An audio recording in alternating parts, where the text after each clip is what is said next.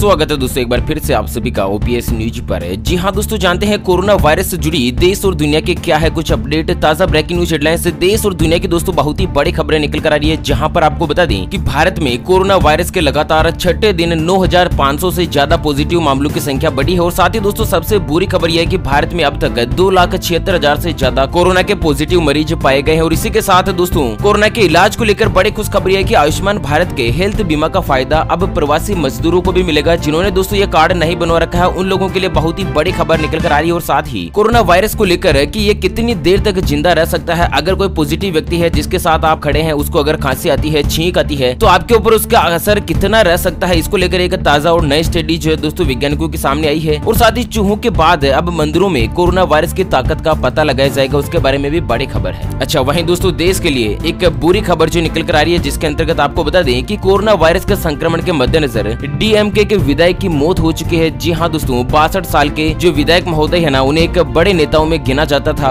और वहीं ज्योतिरादित्य सिंधिया और उनकी मां दोनों कोरोना वायरस से पॉजिटिव पाई गई है, उनको लेकर बड़ी खबर। और साथ ही दोस्तों कोरोना वायरस के मद्देनजर मुंबई में कुल 1,908 पुलिस कर्मी जो है संक्रमित पाए गए हैं, जिनमें से 21 लोगों की मौत हो चुकी है। बहुत ही बुरी खबरें हैं। कुल मिलाकर दोस्तों जानते हैं देश और दुनिया के कोरोना वायरस से संबंधित सभी प्रकार की ताजा बड़ी खबरें, क्या अपडेट से चल रहा है, इसके इलाज को लेकर क्या सरकार की गतिविधियां। और साथ ही दोस्तों सरकार लॉकडाउन को लेकर एक बार फिर से बड़ा फैसला ले सकती है, उसके बारे में भी करते हैं चर्चा। वीडियो को दोस्तों पूरा लास्ट तक जरूर देखिएगा। और हाँ दोस्तों, अगर आप अपने चैनल ओपीएस न्यूज पर पहली बार वीडियो देख रहे हैं तो दोस्तों वीडियो के नीचे का लाल बटन दबाकर चैनल को सब्सक्राइब जरूर कर लीजिएगा और पास वाले घंटी बटन को भी दबा दीजिए, ताकि आप और हम सभी आपस में जुड़े रहेंगे और लगातार एक दूसरे के साथ काम की खबरों को शेयर कर पाएंगे। तो दोस्तों सबसे पहले तो आपको बता दें कि लगातार छठे दिन नए मामलों की संख्या 9,500 से ज्यादा रही है, यानी कि पिछले 6 दिनों से कोरोना वायरस का प्रकोप बहुत ही भयंकर रूप से है, जिनमें से भारत देश में कुल मामलों की संख्या बढ़कर 2,76,583 तक पहुंच चुकी है। और पूरी दुनिया में अब तक 4 लाख से ज्यादा लोग इस महामारी से जान गंवा चुके हैं। और संक्रमण के कुल मामले 76 लाख से ज्यादा पर पहुंच चुके हैं। राज्यवार अगर स्थिति की बात की जाए तो दोस्तों महज 40 दिन में, यानी कि पिछले 40 दिन में 86% कोरोना के नए केस सामने आए हैं। और पिछले 10 दिनों में 76,000 से ज्यादा मरीज जो है दोस्तों कोरोना वायरस के पॉजिटिव पाए गए हैं। और पूरी दुनिया में, जी हाँ दोस्तों, बुरी खबर है कि अमेरिका, ब्राजील, रूस, ब्रिटेन के बाद दुनिया में कोरोना प्रभावित मामलों में भारत का नंबर 5वें पर पहुंच चुका है, यानी कि 5वां सबसे बुरी तरह से प्रभावित देश भारत बन चुका है। अमेरिका की जॉन हॉपकिंस यूनिवर्सिटी के मुताबिक अब दुनिया में कोरोना के कुल 76 लाख से ज्यादा मामले सामने आ चुके हैं। और जनवरी महीने में इस महामारी का सबसे पहला शिकार चाइना हुआ था और चाइना के वुहान शहर में कोरोना का पहला मामला सामने आया था। और वहीं दोस्तों ईरान से बड़ी खबर निकल कर आ रही है कि ईरान में पॉजिटिव लोगों का आंकड़ा हो सकता है 1.5 करोड़। जी हाँ, ईरान में कोरोना वायरस से संक्रमित हुए लोगों की संख्या करीब 1.5 करोड़ हो सकती है, यानी कि ISNA न्यूज एजेंसी ने देश के कोविड-19 टास्क फोर्स के सदस्य एहसान मुस्तकावी ने एक हवाले से जानकारी दी है कि ईरान उन देशों में शामिल है जहां पर कोरोना का संक्रमण चाइना के बाद सबसे पहले पहुंचा था, यानी कि चाइना के जस्ट बाद ईरान में ये जो कोरोना वायरस है वो पहुंच चुका है। और हालात इतने बुरे हैं कि 1,50,00,000 से ज्यादा कोरोना वायरस के पॉजिटिव मामले सामने आ सकते हैं। और वहीं दिल्ली के मुख्यमंत्री अरविंद केजरीवाल का बड़ा बयान है, अब दिल्ली में तेजी से फैल रहा है कोरोना, हम केंद्र का हर फैसला मानेंगे। जी हाँ, दिल्ली के मुख्यमंत्री अरविंद केजरीवाल ने आज बताया कि दोस्तों आने वाले समय में कोरोना दिल्ली में सबसे प्रभावित और बहुत ही तेजी से फैलने वाला है। केजरीवाल ने कहा है कि मंगलवार को राज्य आपदा प्रबंधन प्राधिकरण की बैठक हुई थी, वहां जो आंकड़े पेश किए गए हैं उनके मुताबिक दिल्ली में 15 जून तक 44,000 केस हो जाएंगे, जो कि अभी 31,000 और 30 जून तक 1 लाख के आसपास केस अकेले दिल्ली में पहुंच सकते हैं। और साथ ही मुख्यमंत्री ने कहा कि यह चुनौती बहुत ही बड़ी है, इसलिए कोरोना के खिलाफ इस लड़ाई को जन आंदोलन बनाना होगा। इसके लिए हमें 3 बातों का खास ध्यान रखना होगा। पहला है दोस्तों मास्क लगाकर घर से निकलना है, दूसरा बार-बार हाथ धोने हैं, और तीसरा है सोशल डिस्टेंसिंग का पूरा ध्यान रखना है। ये हम सभी जब करेंगे नहीं लगेंगे ना, तभी दोस्तों कोरोना वायरस पर काबू पाया जा सकता है। क्योंकि दोस्तों जब तक आम जनता इस चीज का सपोर्ट नहीं करेगी तब तक प्रशासन अकेला कुछ नहीं कर सकता है। और वहीं बड़ी खबर है कि बिना लक्षण वाले कोरोना मरीजों से संक्रमण का खतरा कम है, लेकिन असावधानी बन सकती है खतरा। तो वैश्विक महामारी कोविड-19 से पूरा विश्व त्रस्त है। भारत में भी इस बीमारी के मरीज 2.5 लाख से ज्यादा हो चुके हैं। 2,76,000 के आसपास पॉजिटिव मामलों की संख्या पहुंच चुकी है। और अब तो ऐसा माना जा रहा है कि कई राज्यों में संक्रमण का स्तर कम्युनिटी ट्रांसमिशन के फेज में भी पहुंच चुका है। यहाँ पर ध्यान देने वाली सबसे महत्वपूर्ण बात क्या है कि दोस्तों देश में ऐसे संक्रमितों की संख्या सबसे ज्यादा है जिनमें कोरोना के लक्षण नजर ही नहीं आते हैं। ऐसे में दोस्तों यह पता लगाना भी मुश्किल है कि इस व्यक्ति में कोरोना वायरस के पॉजिटिव लक्षण हो सकते हैं या नहीं, क्योंकि दोस्तों इसके जो मुख्य लक्षण है छींक, खांसी, बुखार आना, जुकाम होना, उसके अलावा दोस्तों यहाँ पर सांस लेने में तकलीफ होना। अगर कोई मरीज इससे कोई भी लक्षण नहीं दिखता है, उनमें भी कोरोना वायरस के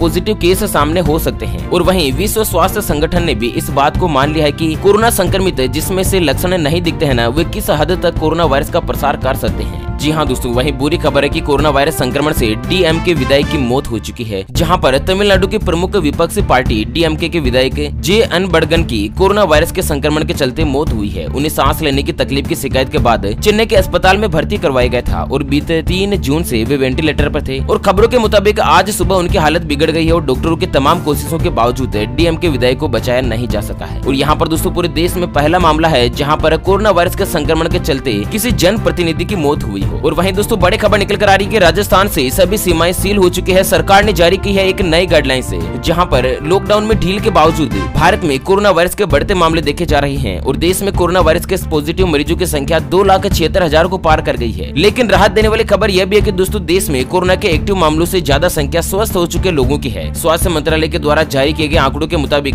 देश में एक्टिव मरीजों की संख्या 1,33,632 है, यानी कि 1,33,000 लोगों का अभी इलाज चल रहा है, जबकि 1,35,205 मरीज पूर्णतः स्वस्थ हो चुके हैं। और वहीं देश में कोरोना वायरस के ठीक हुए मरीजों की संख्या 50% से ज्यादा पर पहुंच चुकी है, जहां पर दोस्तों महाराष्ट्र की राजधानी मुंबई 51,000 से ज्यादा मामलों के साथ चाइना के वुहान शहर से आगे निकल गई है। वुहान में ही कोरोना वायरस पहली बार सामने आया था। और वहीं राजस्थान से बड़ी खबर है कि राजस्थान में बढ़ रहे कोरोना मामले के मद्देनजर वहां की गहलोत सरकार ने राजस्थान की सीमाएं 1 सप्ताह के लिए सील करने का फैसला किया है, यानी कि सीमा पर केवल वैध पास वाले वाहन को ही जाने की अनुमति दी जाएगी। और इसी के साथ ही सरकार के द्वारा राजस्थान राज्य में आने जाने के लिए एक नई गाइडलाइंस जारी की है, जिसमें घरेलू उड़ानें, ट्रेन और बसें आदि शामिल है। और वहीं दिल्ली से बुरी खबर आ रही है कि कोरोना संक्रमित एक 35 साल के बीएसएफ जवान की मौत हो चुकी है और बीएसएफ में कोरोना वायरस से यह तीसरी मौत है, जहां पर दिल्ली पुलिस के साथ ही कानून व्यवस्था के लिए उनको तैनात किया गया था। कमजोरी और खांसी की शिकायत के बाद 5 जून को अस्पताल में भर्ती कराया गया था। सीमा सुरक्षा बल के एक जवान की कोरोना वायरस के चलते मौत हुई है। चलिए दोस्तों एक हल्की से नजर डालते हैं राज्यवार कोरोना वायरस के पॉजिटिव मामलों की संख्या के आधार पर। तो दोस्तों कोरोना वायरस के मामले मुंबई में जो है वो चाइना के वुहान शहर से भी आगे निकल गए हैं। वुहान में कोरोना वायरस के 50,000 मामले रिकॉर्ड हुए थे, जबकि दोस्तों अकेले महाराष्ट्र के मुंबई शहर में कोरोना वायरस के 51,000 केस सामने आ चुके हैं। बात करें असम की तो आज दोपहर तक दोस्तों कोरोना वायरस के 42 नए मामले सामने आए हैं, जब तक कुल मामलों की संख्या बढ़कर 3,092 तक पहुंच चुकी है। हिमाचल प्रदेश में दोस्तों कुल पॉजिटिव मामले 448 है, जहां पर 187 पॉजिटिव मामले और 5 लोगों की मौत हो चुकी है। बात करते हैं आंध्र प्रदेश की तो 24 घंटों के दौरान 136 नए मामले सामने आए हैं और राज्य में 4,126 कुल मामले पहुंचे हैं। बिहार में 5,583 कुल पॉजिटिव मामले हैं और साथ ही दोस्तों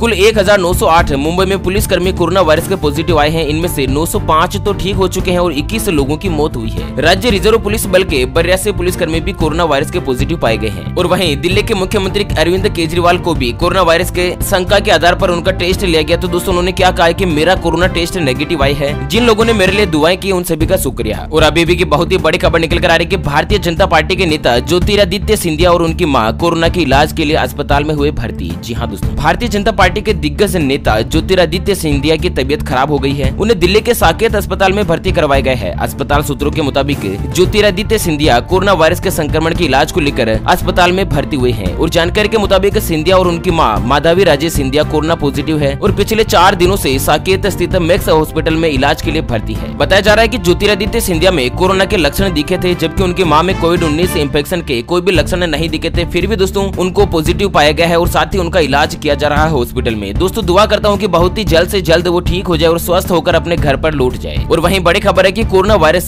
किसी सतह पर कितनी देर तक जिंदा रह सकता है और फैलता है, इसको लेकर एक चौंकाने वाला खुलासा हुआ है, जहां पर कोरोना वायरस संक्रमण को लेकर यह बात तो जग जाहिर है कि यह संक्रमित व्यक्ति से दूसरे व्यक्ति में फैलता है। खासकर दोस्तों कोरोना मरीज के खांसने, छींकने या फिर बात करने के दौरान नाक या मुंह से निकले ड्रॉपलेट्स के जरिए संक्रमण फैलने की संभावना रहती है। और इसके अलावा यह ड्रॉपलेट्स प्लास्टिक, मेटल या अन्य किसी सतह पर पड़े हों और उन सतहों से भी कोरोना वायरस के संक्रमण के फैलने की संभावना रहती है। लेकिन दोस्तों आखिर ये कितनी देर तक किसी सतह पर जिंदा रह सकता है, तो इसको लेकर पहले भी कई ज्यादा अध्ययन हो चुके हैं और हाल ही के अध्ययन में ताजा खुलासा हुआ है कि दोस्तों कोरोना वायरस किसी सतह पर 5 दिनों तक जिंदा रह सकता है और यह 10 घंटों के भीतर क्षेत्र में अपना प्रसार कर सकता है। आपको बता दें इस अध्ययन के अंतर्गत शोधकर्ताओं ने ब्रिटेन के ग्रेट हॉस्पिटल के अंदर हॉस्पिटल के बेड की रेलिंग पर यह कोरोना वायरस का संक्रमण छोड़ा था। जबकि 10 घंटे बाद पूरे अस्पताल का गहराई से अवलोकन और अध्ययन किया तो दोस्तों पाया गया कि पूरे वार्ड के कोने कोने तक यह संक्रमण फैल चुका है। यानी कि दोस्तों एक पॉजिटिव मरीज अगर एक घर में पहुंच जाए, एक बंद कमरे में पहुंच जाए ना, उसके साथ अगर अपन सोशल डिस्टेंसिंग का पालन करें, दूरी बनाकर रखें, फिर भी दोस्तों पूरे कमरे के अंतर्गत भी यह दोस्तों संक्रमण जो है फैला सकता है। ऐसे में सावधान रखिएगा, विशेष रूप से मास्क का इस्तेमाल जरूर कीजिए। वहीं दोस्तों कोरोना वायरस के मद्देनजर दुनिया में 71,85,000 से ज्यादा मामले सामने आए हैं और मरने वालों की संख्या 4,11,000 के आसपास पहुंच चुकी है। जहां पर पूरी दुनिया में अमेरिका जो देश है ना, वो दुनिया का सबसे ज्यादा प्रभावित देश है। अमेरिका में संक्रमण के 19,73,000 से ज्यादा मामले हैं, जबकि अमेरिका में अभी तक 1,11,000 से ज्यादा लोगों की मौत हो चुकी है। और वहीं दोस्तों खास बात क्या है कि पाकिस्तान से बड़ी खबर है कि कोविड-19 के मामले रिकॉर्ड स्तर पर पहुंच गए हैं। महामारी तेजी से फैल रही है और वहीं लॉकडाउन में प्रतिबंधों से मिलने वाली आजादी रिकॉर्ड स्तर पर कही जा रही है। पाकिस्तान में दोस्तों